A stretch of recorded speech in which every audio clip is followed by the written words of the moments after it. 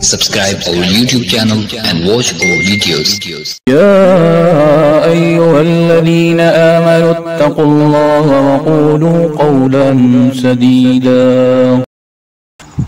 انہیں قرآن و حدیث کی صرف وہ تفسیر و تعبیر بھلی ہوتی ہے جو ان کی خواہشات کے مطابق ہو، ورنہ یہ کوشش ہوتی ہے کہ جامع شریعت کو کھینچ کر تان کر بلکہ چیر پھاڑ کر اپنی اغراض اور اہواء نفس. اعوذ باللہ من الشیطان الرجیم، بسم اللہ الرحمن الرحیم. اذ قال له ربه اسلم قال اسلمت لرب العالمین. اذ جب، قال کہا، لہو اس کو، ربہ اس کے رب نے، اسلم تو فرمانبرداری کر. قال اس نے کہا، اسلمت میں نے فرمانبرداری کی، لرب العالمین میں نے فرمانبرداری کی اس کے لیے جو تمام جہانوں کو پالنے والا ہے. یاد کرو جب اس کو کہا اس کے رب نے کہ فرمانبرداری کر، تو اس نے کہا میں نے فرمانبرداری کی تمام جہان والوں کے پروردگار کی. ملت ابراہیمی کا بنیادی اصول اسلام یعنی اطاعت حق ہے، وہ صرف اسلام میں منحصر ہے. اس کے بعد دوسری آیت میں ملت ابراہیمی کی بنیادی اصول بتلائے گئے. ارشاد ہوا، وَإِذْ قَالَ لَهُ رَبُّهُ أَسْلِمْ، یعنی کہ جب حضرت ابراہیم علیہ السلام سے ان کے رب نے اطاعت اختیار کرنے کو کہا تو انہوں نے عرض کیا کہ میں نے اطاعت اختیار کی رب العالمین کی. اس طرز بیان میں یہ بات بھی قابل نظر ہے کہ اللہ جل شانہ کی خطاب اسلم کا جواب بظاہر خطاب ہی کے انداز میں یہ ہونا چاہیے تھا کہ اسلمت لکا، یعنی میں نے تیری فرمانبرداری اختیار کر لی. مگر حضرت ابراہیم علیہ السلام نے اس طرز خطاب کو چھوڑ کر یوں عرض کیا، اسلمت لرب العالمین، یعنی میں نے پروردگار عالم کی اطاعت اختیار کر لی. ایک تو اس میں ادب کی رعایت کی گئی اور حق تعالی شانہ کی حمد و ثنا شامل ہو گئی جس کا مقام تھا. دوسری اس کا اظہار ہو گیا کہ میں نے جو اطاعت اختیار کی وہ کسی پر احسان نہیں کیا بلکہ میرے لیے اس کا کرنا ہی ناگزیر تھا، کیونکہ وہ رب العالمین یعنی سارے جہان کا پروردگار ہے. سارے جہان اور جہان والوں کو اس کی اطاعت کے سوا کوئی چارہ کار نہیں. جس نے اطاعت اختیار کی اس نے اپنا فرض ادا کر کے اپنا نفع حاصل کیا. اس میں یہ بھی معلوم ہو گیا کہ ملت ابراہیمی کا بنیادی اصول اور پوری حقیقت ایک لفظ اسلام میں مضمر ہے جس کے معنی ہے اطاعت حق، اور یہی خلاصہ ہے حضرت ابراہیم علیہ السلام کے مذہب اور مسلک کا، اور یہی حاصل ہے ان امتحانات کا جس سے گزر کر اللہ تعالیٰ کا یہ خلیل اپنے مقام عالی تک پہنچا ہے.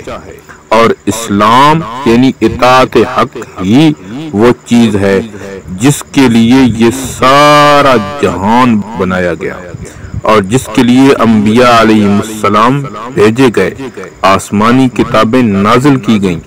اس سے یہ بھی معلوم ہو گیا کہ اسلام ہی تمام انبیاء علیہ السلام کا مشترکہ دین اور نقطہ وحدت ہے.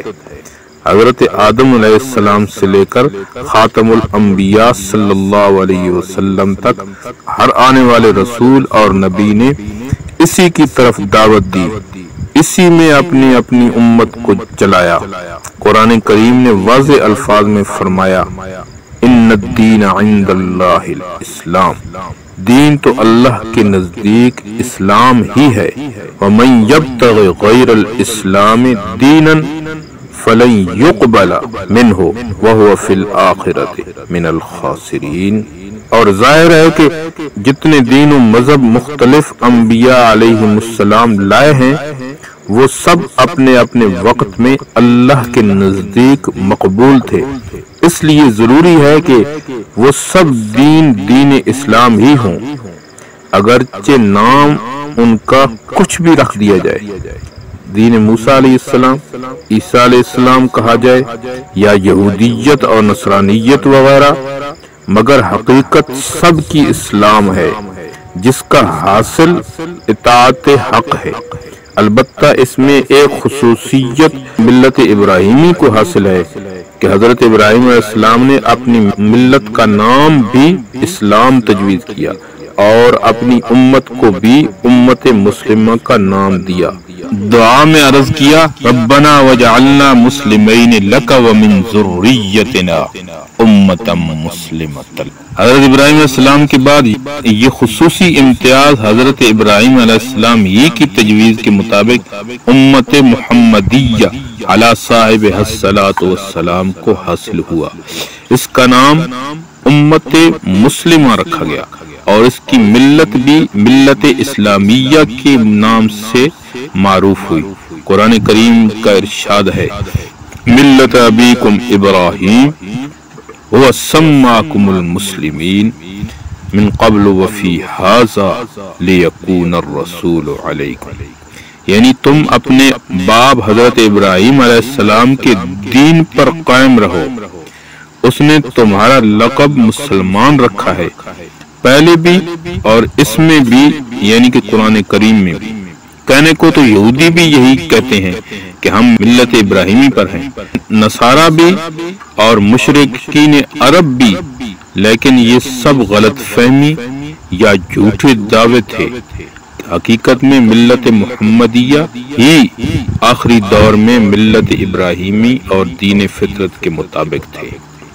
خلاصہ کلام یہ ہے کہ اللہ کی طرف سے جتنے انبیاء تشریف لائے اور جتنی کتابیں اور شرائع نازل ہوئے، ان سب کی روح اسلام یعنی اطاعت حق ہے، جس کا حاصل یہ ہے کہ نفسانی خواہشات کے مقابلے میں فرمان الہی کی اطاعت اور اتباع ہوا کو چھوڑ کر اتباع خدا کی پابندی۔ افسوس ہے کہ آج اسلام کا نام لینے والے لاکھوں مسلمان بھی اس حقیقت سے بیگانہ ہو گئے اور دین و مذہب کے نام پر بھی اپنی خواہشات کا اتباع کرنا چاہتے ہیں۔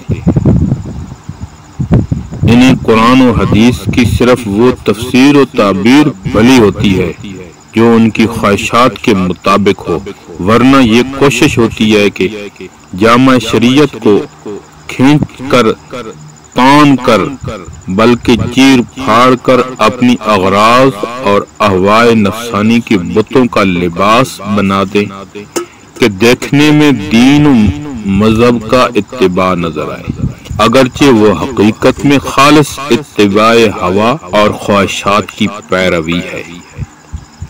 غافل انسان یہ نہیں جانتا کہ یہ ہیلے اور تعویلیں مخلوق کے سامنے تو چل سکتی ہیں، مگر خالق کے سامنے جس کا علم ذرہ ذرہ کو محیط ہے، جو دلوں کے چھپے ہوئے ارادوں قیدوں کو دیکھتا اور جانتا ہے، اس کی آگے بجز خالص اطاعت کے کوئی چیز کارگر نہیں۔ حقیقت اسلام یہ ہے کہ اپنی اغراض اور خواہشات سے بالکل خالی ذہن ہو کر انسان کو اس کی تلاش ہو کہ اللہ جل شانہ کی رضا کس کام میں ہے اور اس کا فرمان میرے لیے کیا ہے۔ وہ ایک فرمانبردار غلام کی طرح گوش بر آواز رہے کہ کس طرف جانے کا اور کس کام کا حکم ہوتا ہے اور اس کام کو کس انداز سے کیا جائے جس سے وہ مقبول ہو اور میرا مالک راضی ہو۔ اسی کا نام عبادت و بندگی ہے اللہ رب العزت عمل کی توفیق عطا فرمائے۔ امید ہے دوستو ویڈیو پسند آئی ہوگی، ویڈیو کو لائک کیجئے، ویڈیو پر کمنٹ کیجئے، شیئر کیجئے اس کو، اور اگر چینل پر نئے ہیں تو سبسکرائب کر لیجئے تاکہ اسی طرح کی ویڈیوز آپ تک پہنچتی رہیں۔ شکریہ، جزاکم اللہ، السلام علیکم ورحمۃ اللہ۔